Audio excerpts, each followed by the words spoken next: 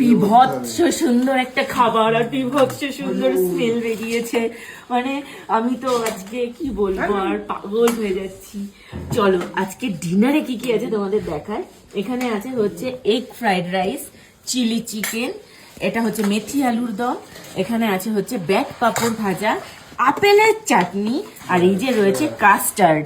কাস্টার্ডটা কিন্তু আবার দেখো ইউজ এন্ড থ্রো বাটি এবং আলাদা করে স্পুন সমস্ত কিছু মেনটেন করেছে। এবং শেষ পাতে এদিকে আছে হচ্ছে এই দেখো পাস মানে মুখ শুদ্ধি, খেয়ে দিয়ে একদম মুখ শুদ্ধি করতে হবে।